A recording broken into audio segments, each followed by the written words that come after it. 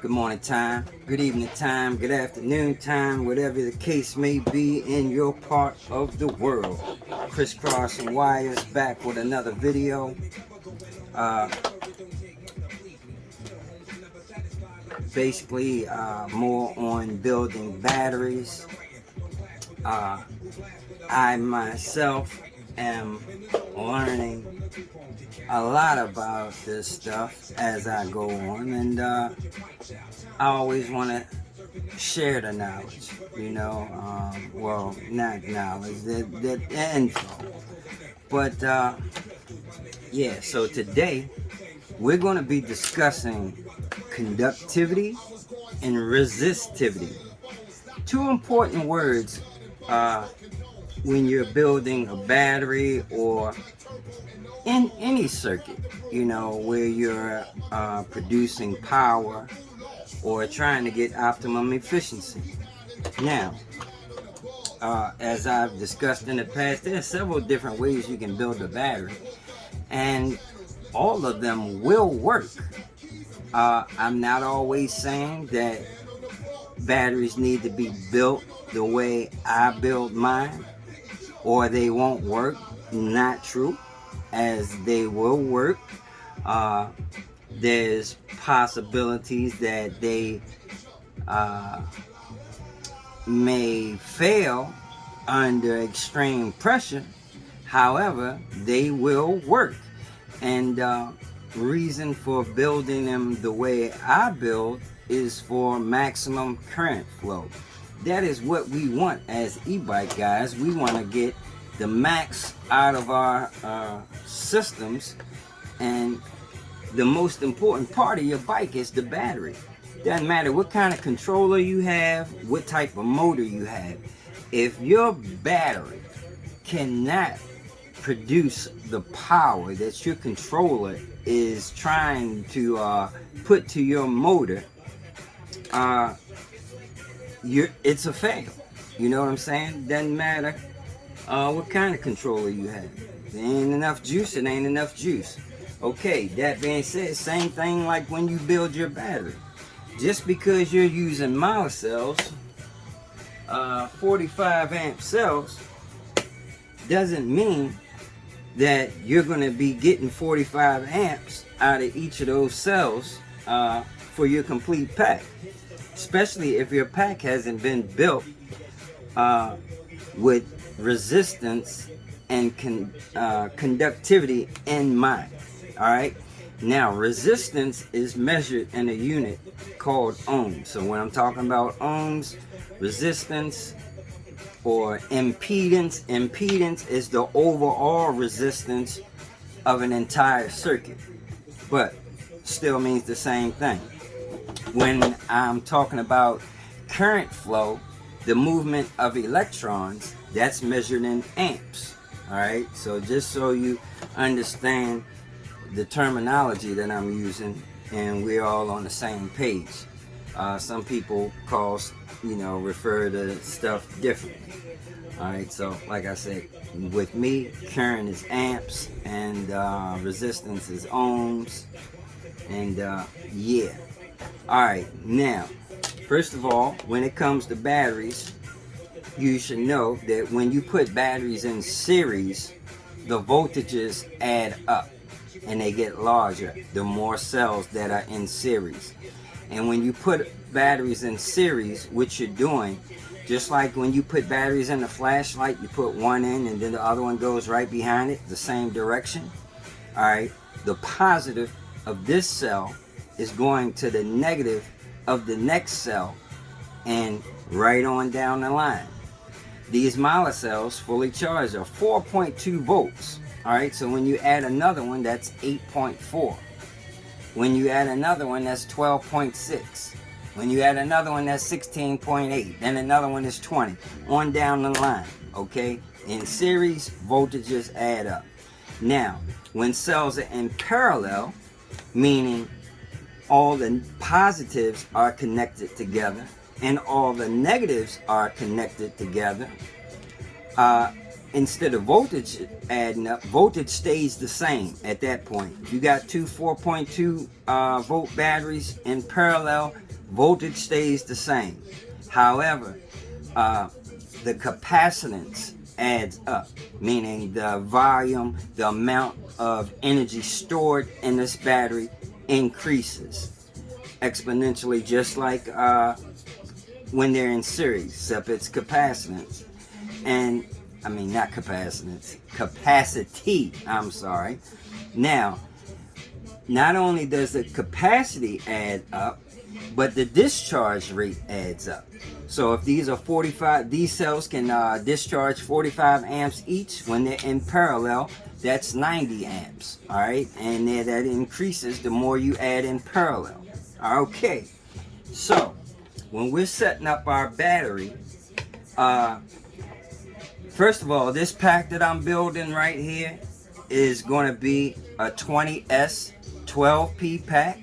Those are 20 cells in series, 12 in parallel. The 20 cells in series, fully charged, will give you 84.4 volts, 72 volts nominal, which means like when the cells are at their normal state, not fully charged, not depleted, 72 volts. Okay, the cells in parallel, we're increasing the size of our battery. So as you see right here, this is only a 20S6P, but when I'm all done, it's going to be a 20S12P. However, to put 12 cells in parallel and make that pack wider will not fit in the frame. So I have to make two 20S6P packs and put both of those in parallel. Now when you build one entire pack, that's like it's one battery. So it's no longer all these multiple cells individually. It makes one huge one of these. Okay, so you can put two 20S 6P packs in parallel, then you'll have 20S 12P. Okay, now as far as current flow, what I'm going to do is I need to make a battery for my K-Weld. Now I'm going to jump to another topic for a minute, but it still has to do with this, and I'm going to explain to you why you set your battery up in this manner. Let's get some cell holders first.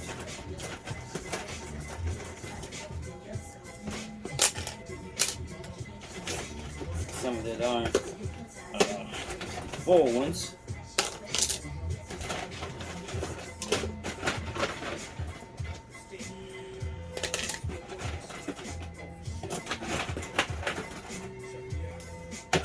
Okay, move some of these out the way. Now,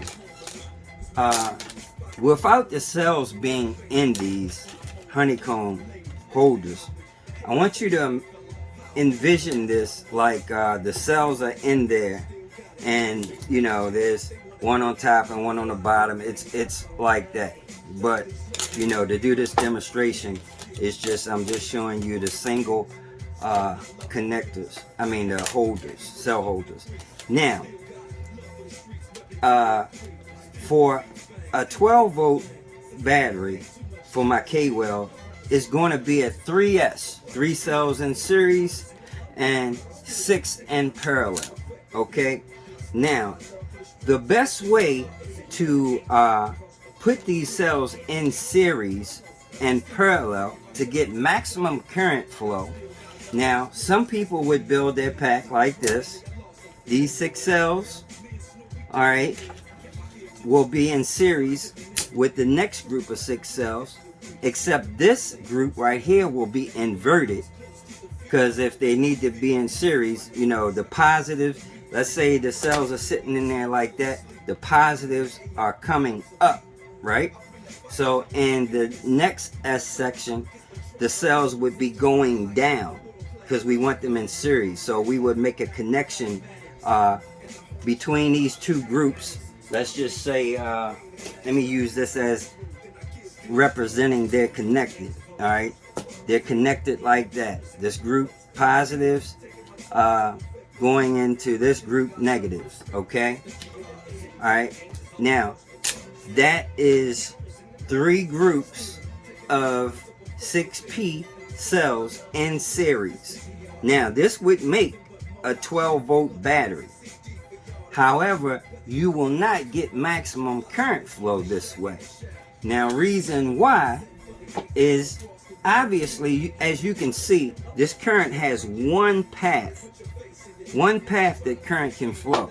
Now, if we look at current flow, which is the movement of electrons, exactly the same way that last time I used water to equate current flow with, this time I'm going to use traffic and roads. Okay, so let's just say that this nickel strip right here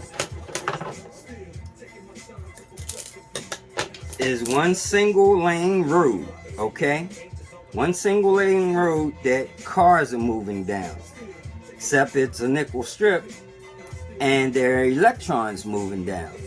Now, there's only so many electrons that can fit moving down this single path, all right? Or if this were a road, only one car can go down here at a time. So you're gonna end up having a traffic jam if you got this many cars over here trying to move down this one road, right? So, if we turn this one road into 1, 2, 3, 4, 5, 6, 7, 8, 9, 10 lane highway, obviously more cars can flow down this road. And I don't mean that way, like this. I mean like this. Now, when we put these cells in series, we're going to put the first S group in series with the second S group by putting, now I'm going to start off like this. Instead of having that one single road of nickel strip connecting those first two sections, I'm going to have them like this, and this multi-lane highway will put them in series like that. Because this first S group, you may start off with the cells coming up positive here, then you'll have this second group going down negative here, and to connect the first stage with the second stage, we're going to put a strip right there. So instead of having that one single lane right there, we now have a multi-lane road where more electrons can flow because of all these cross sections here. Now, we can do even better than this when it comes to electron flow. Instead of having, all these single roads, we can just make one solid road like this by adding the copper to it and closing it all the way up. This whole thing is conducting electricity now, so it's a wide path. Major current flow can flow in this direction now. So you want to build your pack that way, and hopefully I said that in a way that everybody is getting that. They're still in series, but they're in series. This is actually a series parallel combination, whereas though, current is flowing from the positive to the negative of the second S group with multiple pathways, maximum current flow. All right, so building this little 3S 6P pack for my K-Weld, we're going to go ahead and I'm going to put these together.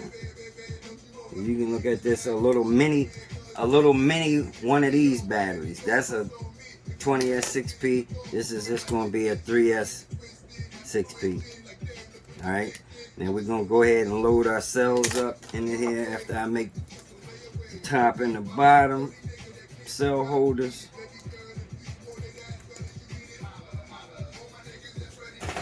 And man, these cell holders are great. Like I said the last time, They give your pack rigidity instead of gluing cells together. This holds them nice and neat. So we're going to start off with that first S group with the cells pointing up, the positives coming up. And I already have the fish paper circle on these, so we don't need to do that, adding that extra layer of protection. Now the second S group I'm putting down, positive going down, because we want this group in series with the first group. Now on the third S group, then it's going to reverse again. Those cells are going to be coming up, positives at the top. And that's going to continue. If we were making a bigger pack, it would go up, down, up, down, up, down, all the way down the line, increasing the voltage as we come this way. Let me make sure my phone is still recording, because yeah, I was doing a video the other day and it got a message and the thing stopped recording on me, and I sat up there and ran my mouth for a long time and wasn't recording. That wasn't a good thing. Okay, there we go. This is our 3S 6P pack. Now, like I said, we're going to put this first stage in series with the second stage. So we're going to use these copper nickel sandwiches. And first of all, let me discuss a little bit more as far as conductivity is concerned. Now, all metals conduct electricity, obviously, some better than others. And when I tell you that this is a better way of doing it, it's not just because it's my ideology or anyone else's ideology. This is proven fact. This can be proven with mathematics. There's an equation for resistance. And I wrote that equation down in my other video that I thought I was talking and not filming. But the formula for resistance is resistance equals this symbol here, which looks like a crazy P, represents rho. Rho is a given value for a particular material. Now, let's say the best conductors of electricity, silver being number 1, copper number 2, then you got gold, aluminum, and all of those metals conduct electricity. Now, most people think gold is the best. Gold is not the best, actually. The reason why they put gold on connectors, headphones, stuff like that, because gold does not oxidize or corrode. So that is why they do connectors in gold. But it's not the best.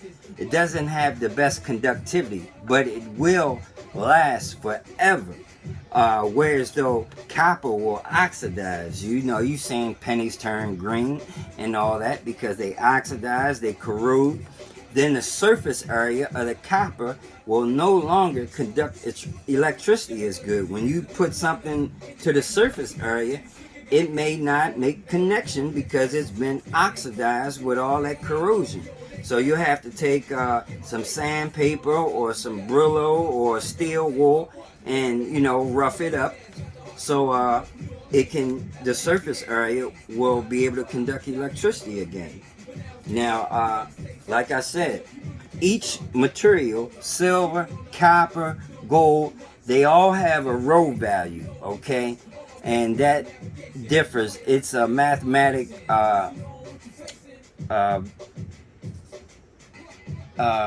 equation or value that represents it. Like silver, I believe, is 0.59 times 10 to the 8th power. All right, and gold, they all have a different value. Now, that is the rho. Rho times the length of a given material divided by the area of the material will give you the resistance value. So, meaning, like this nickel strip, the longer this nickel strip is, the more resistance it has. So if I were to make this nickel strip 20 feet, it would have a lot more resistance than a shorter piece of nickel. You know, as it gets longer, the resistance adds up. Now, at the same time, shorter has less resistance. Not only that, in the inverse of that, the thickness of a material will also allow more current flow. That's why you have different gauge wires. The surface area, like I said, when we were talking about those highways, a single road highway versus a multi-road highway, as far as the width, the area of it, this will obviously conduct more electricity, allow more amps, more current flow.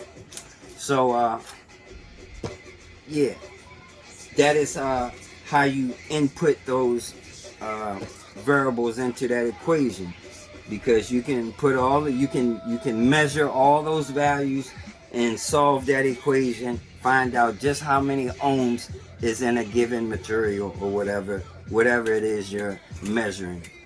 And like I said, different conductivities. Copper, obviously, being the best conductor, is why we want to use that in our battery. Not only that, it allows the current to move a little faster. Nothing negligible. You'll be able to distinguish a difference, but it's definitely better than nickel.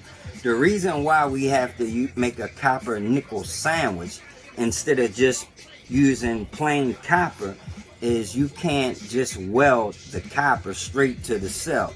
It won't adhere properly. So you have to weld through the nickel, through the copper to the cell. So basically the nickel is sandwiching the copper in between and holding it in place once we make our weld. All right. So we're going to go ahead and I'm going to cut this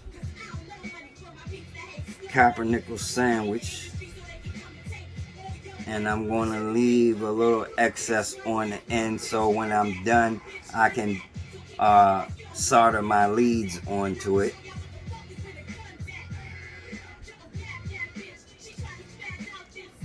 Actually, I'm going to leave some copper on the end.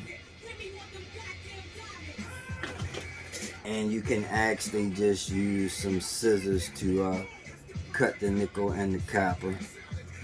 Now, I've been testing my K-weld just to see how good that connection is and how strong it is.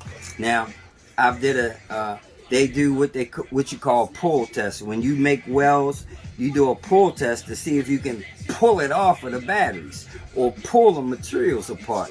Now, like this, I cannot pull them apart with my bare hands. Now, for one, I can't get a good grip like that, but it's nice and tight. It adhered really well. I could probably take a pair of pliers and pull it apart. With a lot, it'd be tough to pull apart, but you know, that's a good solid weld. Same thing with, I also tested welding through the nickel and the copper straight to the cell just to see how good that connection is, and I can't pull that off with my bare hand. Like I said, I can put a pair of pliers, I can probably roll it off or pull it off, but it's definitely on there pretty good. And as far as welding, I'm welding the nickel to the copper at about 75 joules. When I weld through the nickel and the copper to the cell, I'm doing that at 100 joules. Now, one quick thing about this K-weld, you can use different power sources to power this thing. And right now, I'm using 2 lipos, and I can tell you, I'm not going to be using that very long. I don't like the way those lipos. For one thing, this K-weld, in order to do that type of welding, requires 1800 amps worth of current pulse, which is a lot of amps, but it's a really quick pulse. However, when you're doing multiple welds, that's almost like holding the leads together, shorten the battery up. So those batteries get very hot, and those lipos, when you're pulling out a current through lipos, they will gas up on you. My first bomber build, I had lipos in that system. I was running a 96 volt system. I had two NB power 72 volt batteries in parallel, but then I had seven 10,000 milliamp lipos all in parallel, and they were 3S, so 12.6 volts. Had that in series with my 72 volt system, fully charged. It was 96 volts. That bike did 76 miles per hour with about 200 amps, with a Saviton 72150 that was unlocked. By the way, guys, I can unlock your Saviton to do more amps, DC line amps and phase amps. I do have the software somebody gave me. However, when they shared it with me, they encrypted it, so I can't sell it or give it to anybody else. However, it's in my PC. If I had your controller, I could flash it and unlock your controller. So you got a Saviton 72150, you want it unlocked. I think I could get, like, instead of 150, I could get 250 DC line amps. Instead of 350 phase amps, I could get 550 phase amps with it unlocked. All right. So yeah, let's go ahead and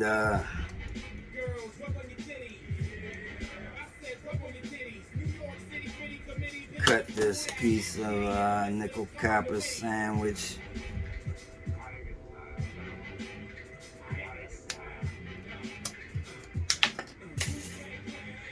I'm gonna cut the little sharp edges off, kind of around them.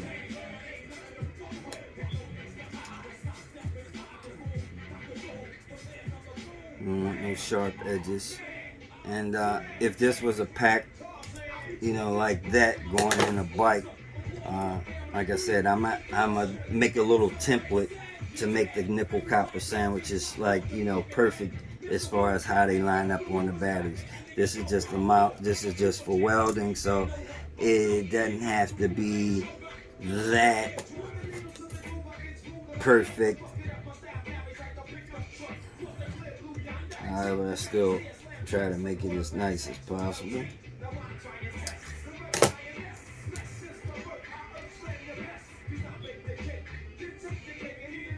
Alright, now, as far as this welder, there's two ways you can set this up to weld, and meaning automatic or manual with the foot pedal.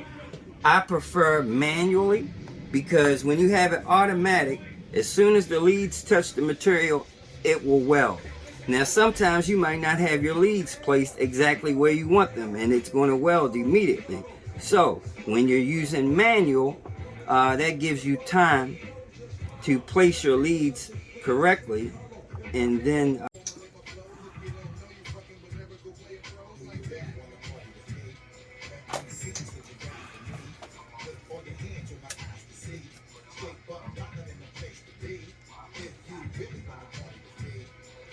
don't take long for these leads to heat up either, boy.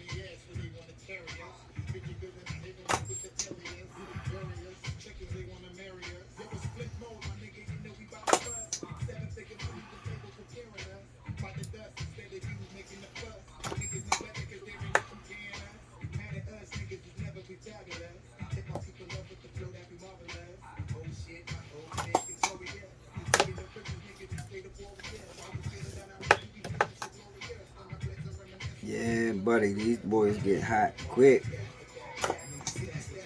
I'm going to make some or get these little holders they have for these leads. It's a plastic thing that holds both of them.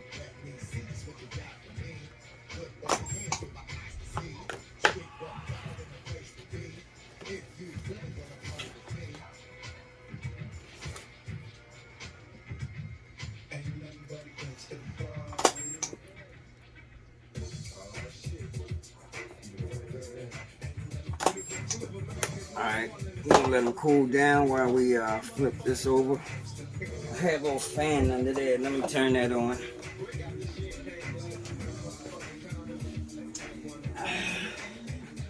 I have this little fan to cool the light poles and my leads at the same time. I let the leads hang down through there where the fan is and let them cool down like that. But as you can see, that is our nickel copper sandwich welded, putting the first group of cells positives in series with the second group of cells negatives. When we flip this over, it's going to be the opposite too. If we were to put nickel strips on the same set, that would be a dead short.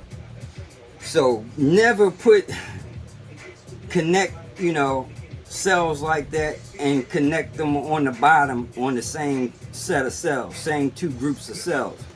You're moving down the line. So when we flip it over, we're connecting the positives of the 2s with the negatives of the 3s.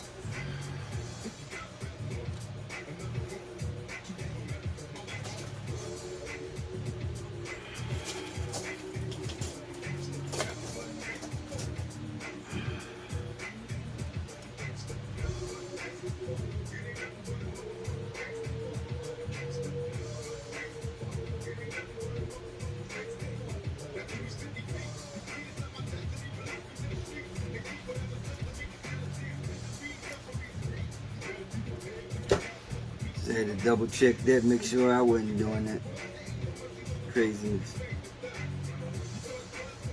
I'm an old man, I slip up and do something from time to time.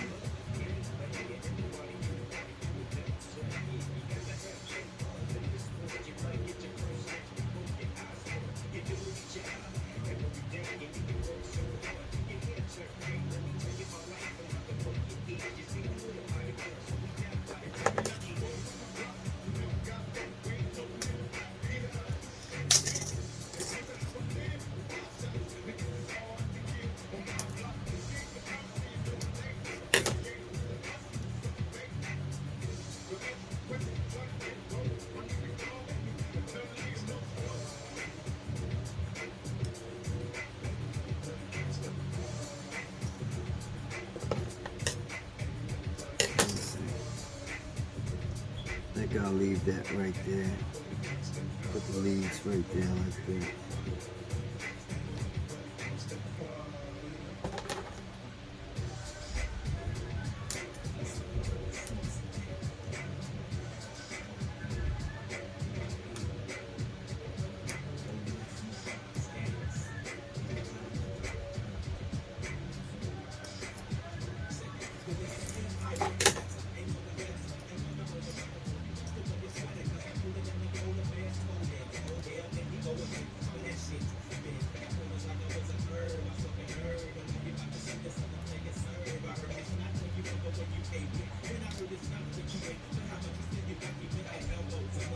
Now, if you need a really high current pack, you can put 2 copper nickel sandwiches. Although it's not necessary, let me tell you something. When you think of how much current can flow through a single nickel strip like that, right? That way. This is now our highway this wide. So it's this wideness compared to this entire wideness here. Not just that way, but this entire wide. you know, this is 0.2 millimeter copper as far as its thickness. I'm using 0.15 millimeter nickel as far as the thickness. So in some places that is 0.45, 0.35. But yeah, nice and thick. Now, like I said, if a pack that needs 1,000 amps, possibly DC line amps, I would put one copper nickel sandwich down, and then I would weld another one on top of it. And I mean, that is giving it current flow to the utmost, like that. You're doubling what's already means of high current.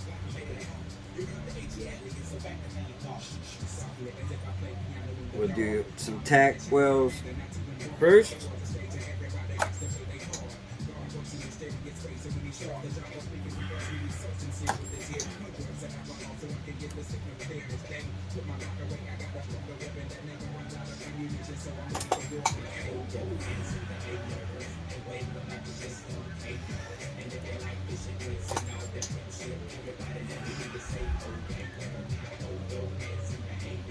And wave them like you just don't care.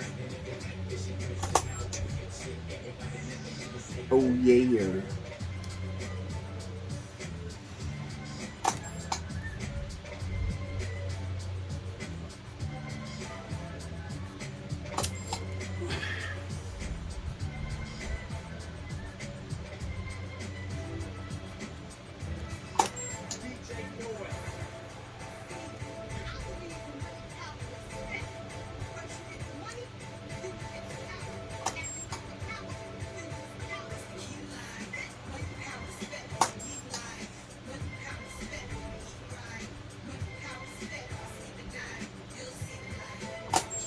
Now, a good tip for using this K-welder, sometimes you don't want to push down too hard because it does need a certain amount of resistance to do a good weld. So if you push it really firmly, you know, it's almost like zero resistance. So you want to just, you know, a nice amount of pressure, not too much.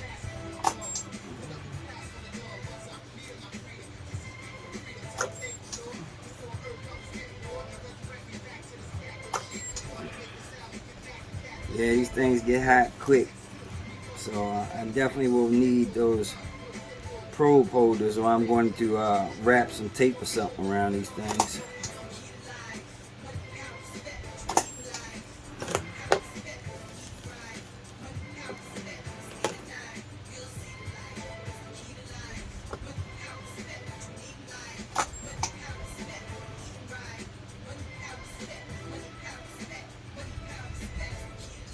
Yeah, them bad boys get hot.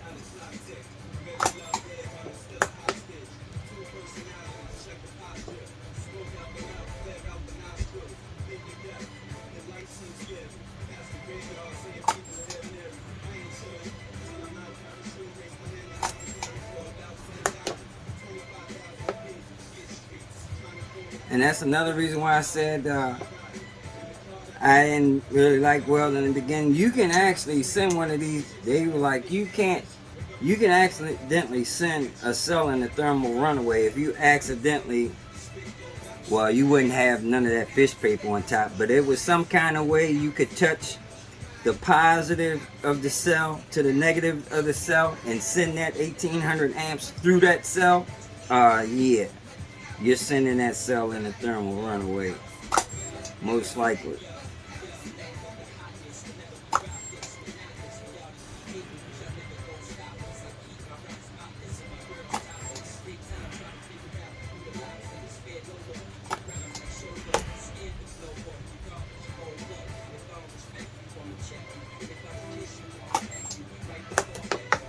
Okay, that is on the reverse side. This is our 12-volt battery for our K-weld. and it can handle a lot of current flow. I made one of these before, but I had to use just a single nickel strip. Didn't realize how many amps this K-Weld is pulling and that it needs. So yeah, I ended up having to take that pack apart. Well, actually I used it for something else. I missed the weld right here.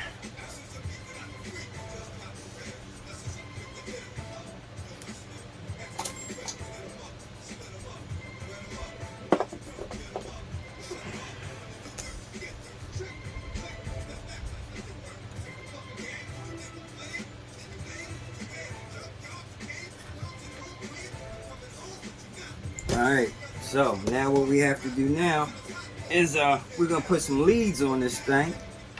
But first I'm going to put some fish paper on it.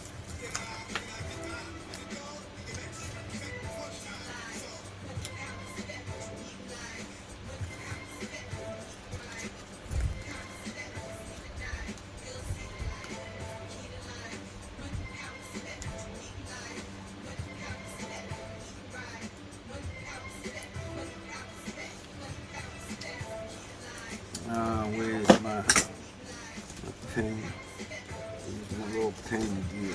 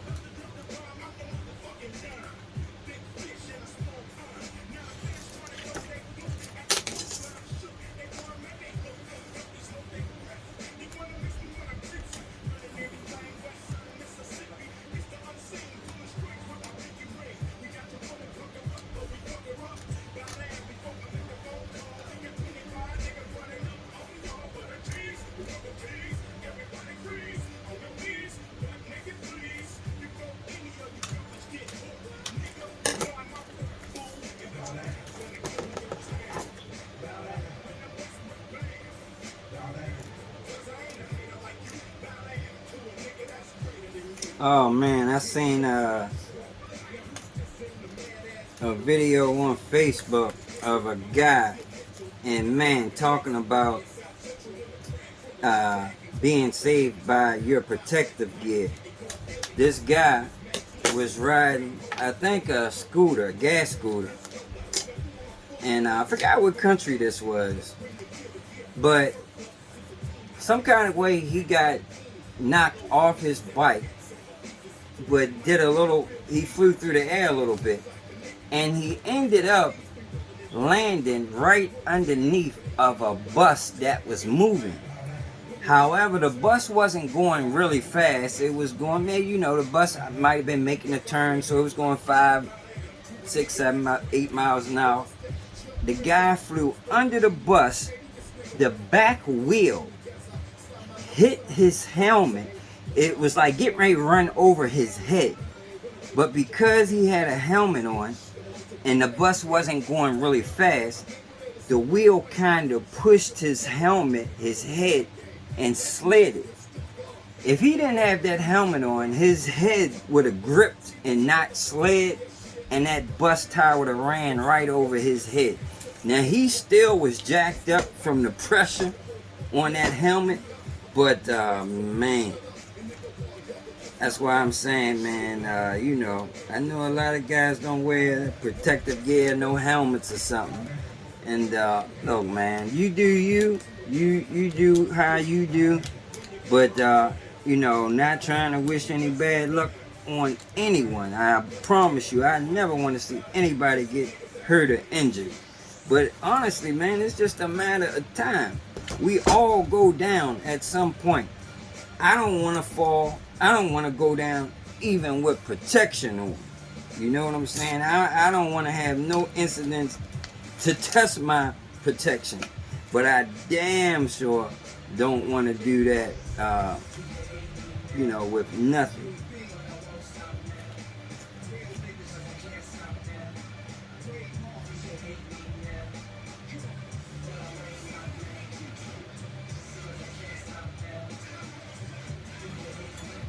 Yeah, I forgot I gonna have to put another strip on top of here, and I can probably just cut one of these in half like that, because I didn't even need this part. I'm thinking.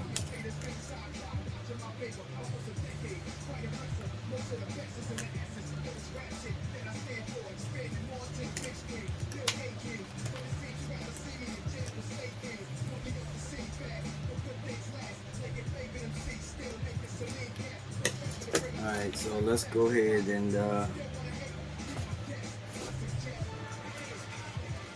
cut one of these.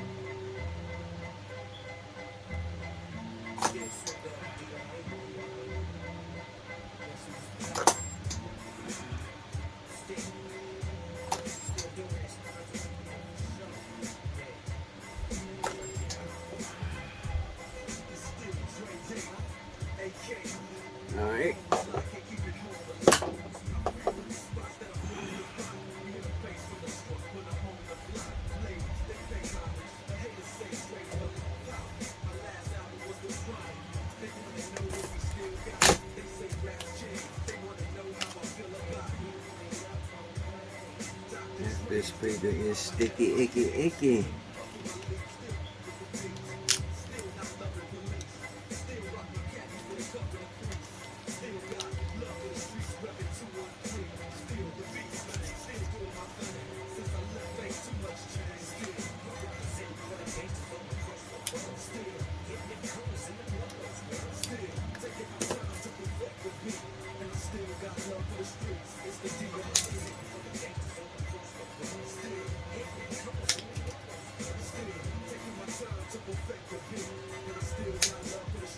Cut these sharp ends off of these tabs where I'm going to put my leads.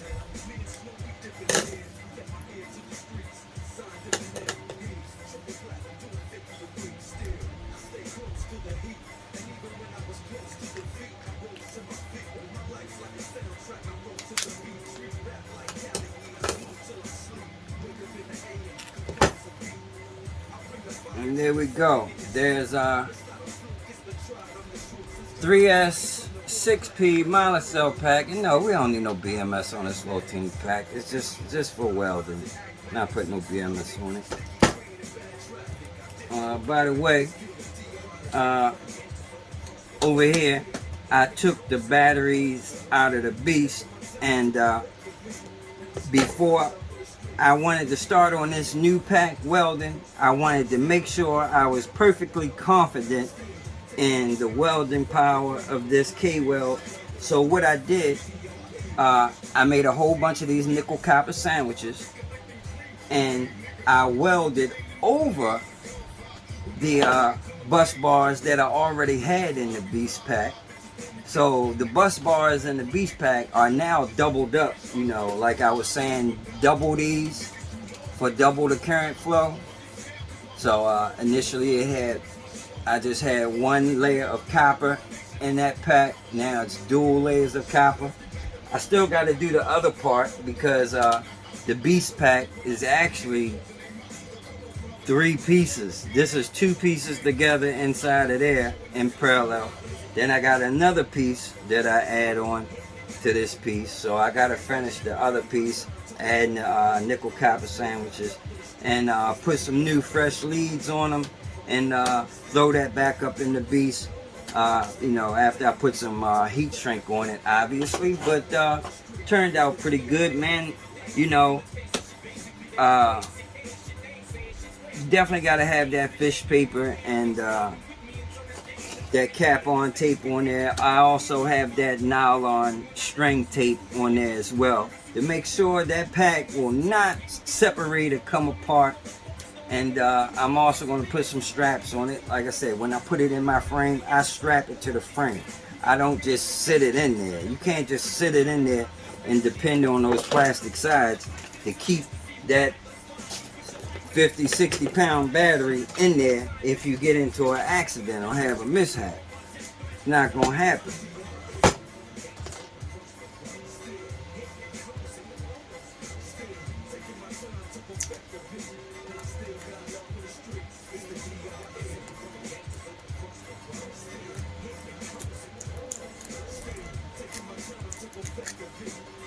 So although this little pack really doesn't need this cap on tape because it's so small, I'm still going to put it on there.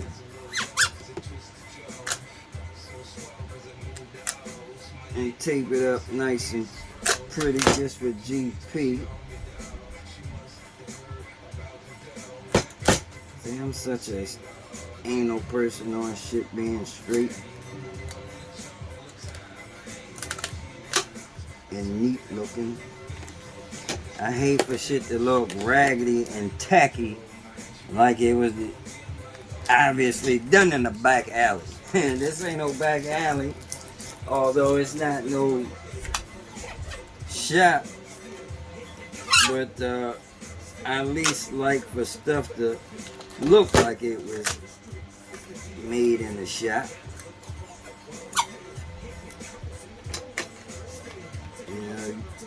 Take pride in your work, you know, especially with battery building. Nobody's going to want to put some raggedy ass looking battery in their bike and feel safe about it. I know I'm not.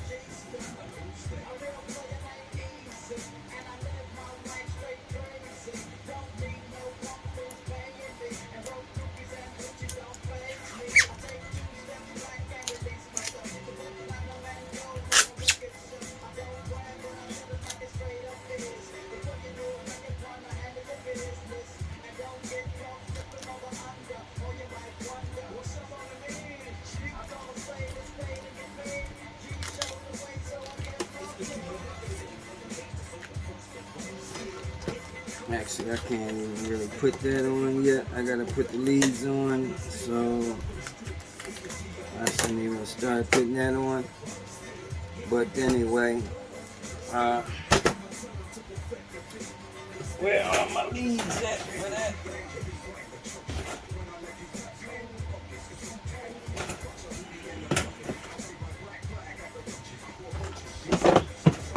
Oh boy, hold on. What did I do with them?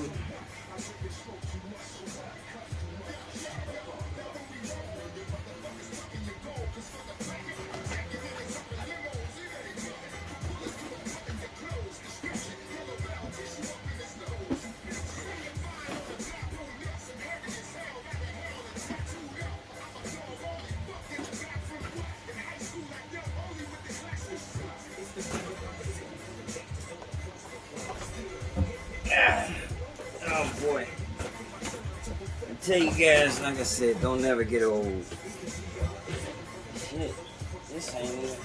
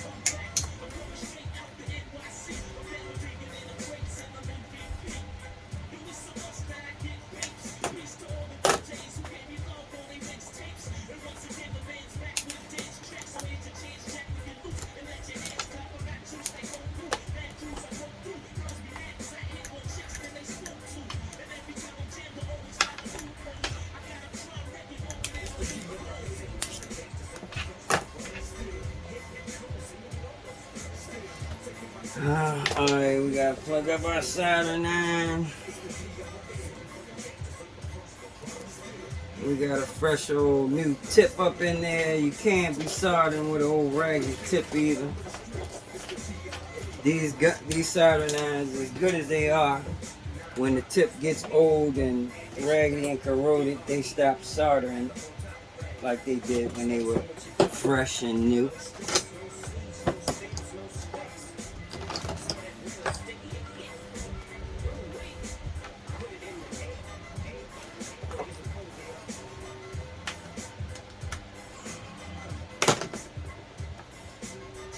Let's see, we got some fresh roll of solder over here. And flux. Flux helps so much when you're soldering stuff. Helps that solder flow.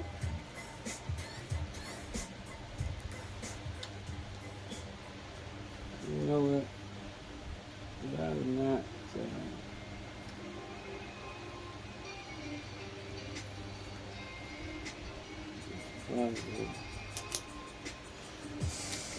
Yep, I did just that. Put that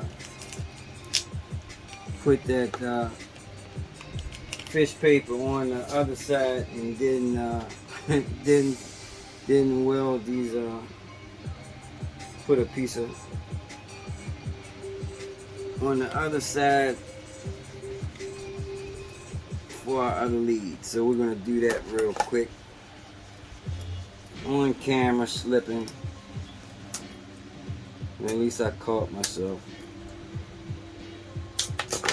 So yes, what I meant by that, I didn't connect those on the bottom like I did the top on the other side. So yeah, we got to do that real quick. I would have been like, why in the world is my pack ain't got no power? Because it would only been one cell on that 3S stage, basically. Because they're not tied together, there would have been one cell.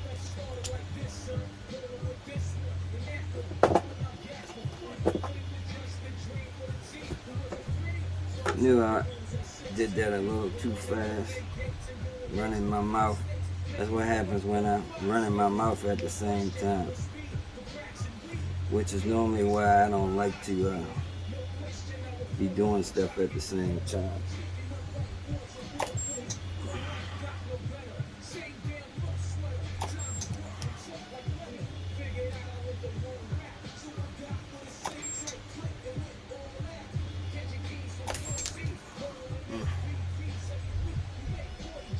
That spark scared me a little bit. Might need to turn this thing down just a little bit. I got it pumped up really high there, but I want to make sure it's welding through this nickel and this copper.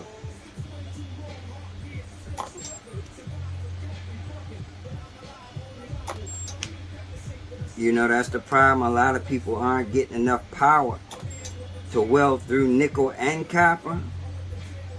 You got to have some power.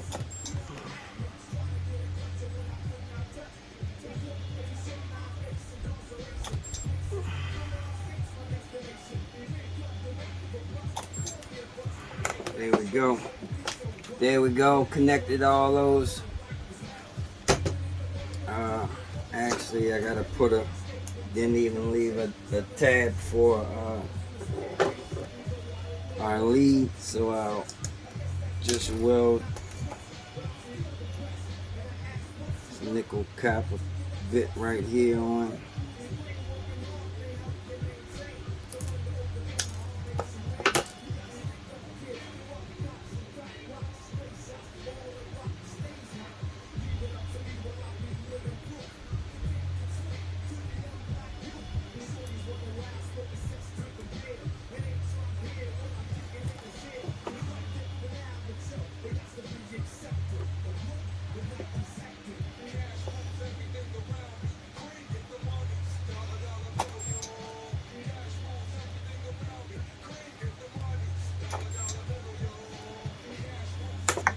There we go.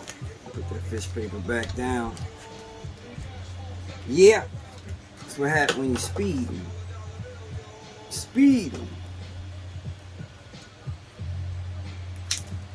Okay. That is our ground, and that is our positive.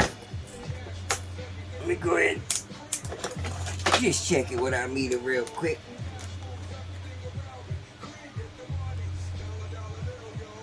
Yep, they gotta be charged up though.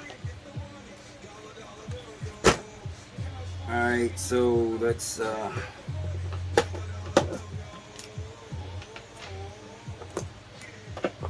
put some flux on our wire.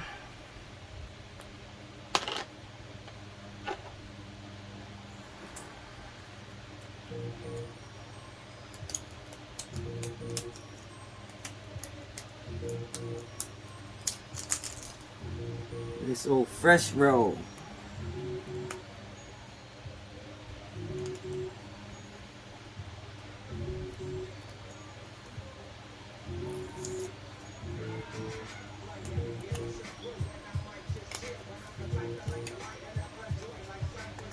I can find the end of this damn thing.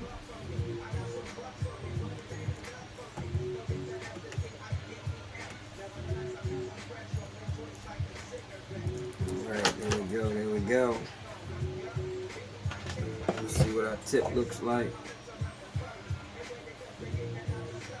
Nice. Nice. Good to have a nice fresh tip.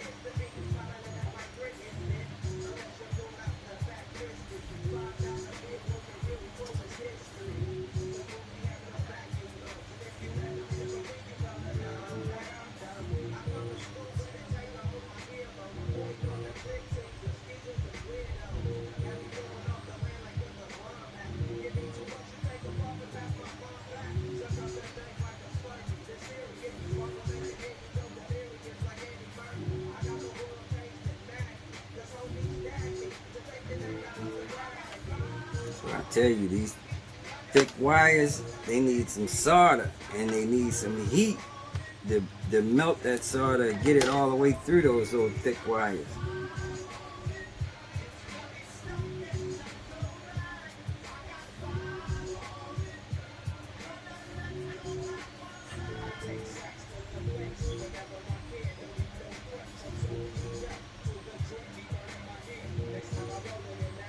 See how that flows like that there, boy.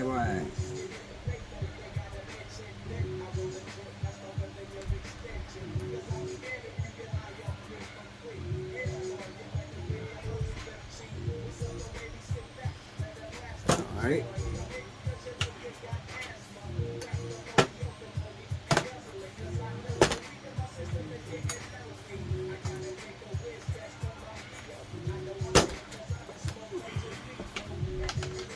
Put some flux on that copper down there.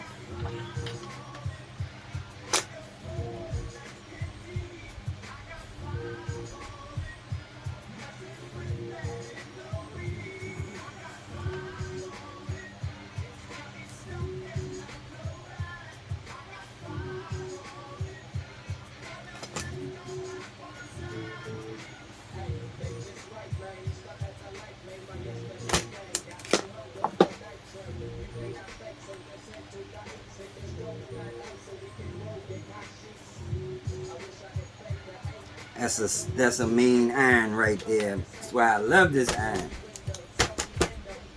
And that's why I could solder batteries with this iron.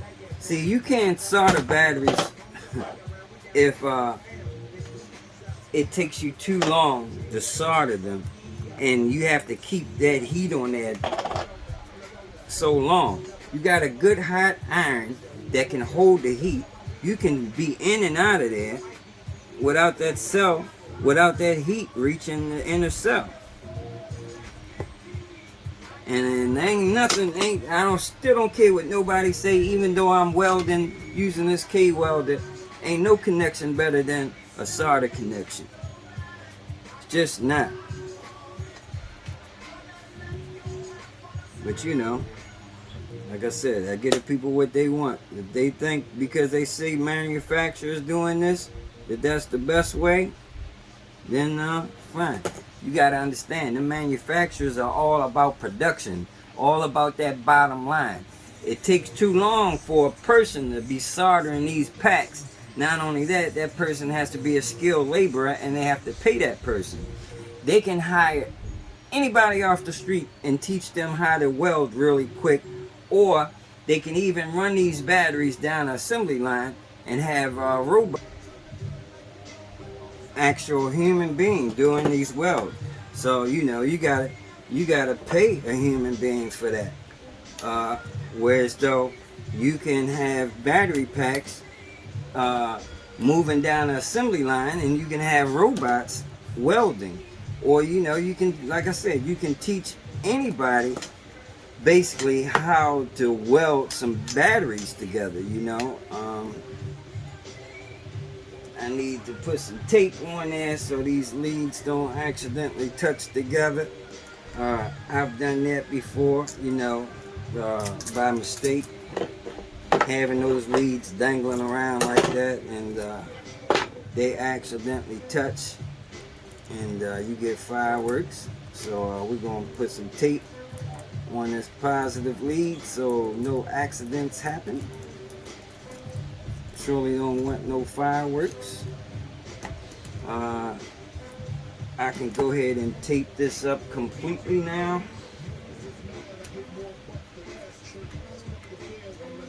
What I do with that thick cap on tape?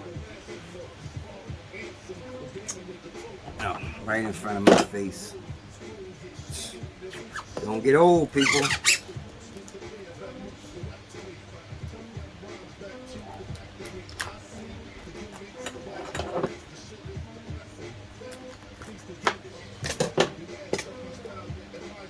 Don't get mad. UPS is hiring.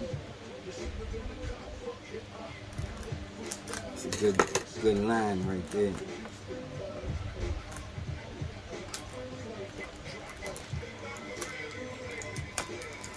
Time for new flavor in your ear. I'm kicking new flavor in your ear. That's brand new flavor in your ear. That old school right there.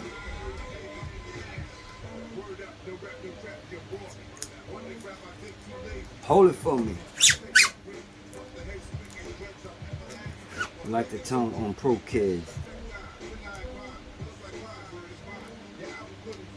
one line yard pump failure. Now she won't strut. Girl scream like I'm Keith.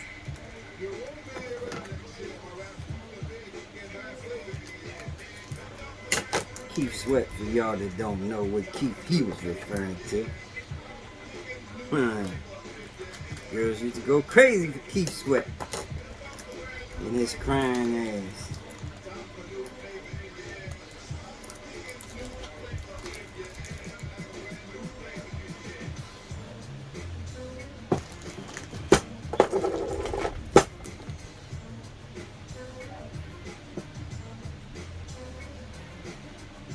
However do you want it, however do you need it.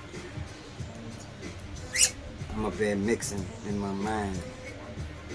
This song ain't even coming. What it is.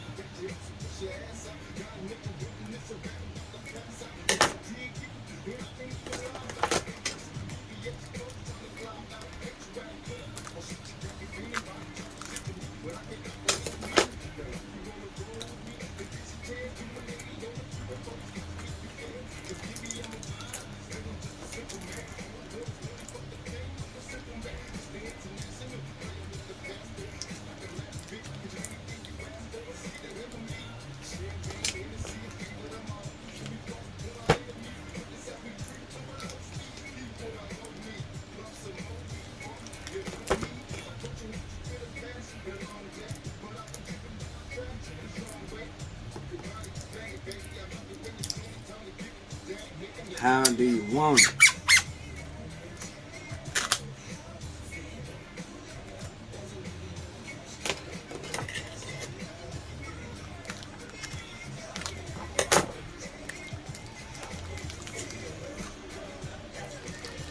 Alright, guess I could put some heat shrink on that, but you know, I don't know.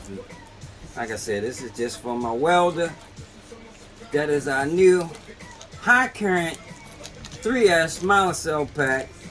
And like I said, I'm going to be using a little trickle charger to keep this charged, along with a car stereo stiffening capacitor, because car audio is 12 volts and stiffening capacitors is what we use in car stereo applications, where you have a very large amplifier and there are, you know, every time the bass hits, the beat drops, your amplifier surges and pulls a lot of current.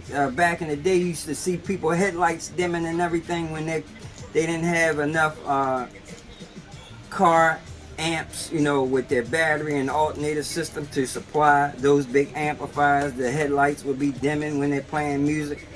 So we put 1 farad stiffening capacitors in there, and you know, they help with those current surges. So K-Well sells a little power station setup that has capacitors, and capacitors are great for, you know, high current surges like that, high amps. So yeah, car audio 12 volt stiffening capacitor in line with these 12 volts of monocells and a charger. Bam! That way we can weld all day, don't have to worry about depleting our lipos, don't have to worry about those lipos catching in the fire because they're going in the thermal runaway and none of that craziness. Just gotta, you know, come up with a way to insulate these probes a little better so they're not getting so hot burning up my damn hands. Yeah, but anyway, stay tuned. The next thing will be starting welding on this pack right here, since I know the K-Weld is doing this thing and those welds are A1 through the copper.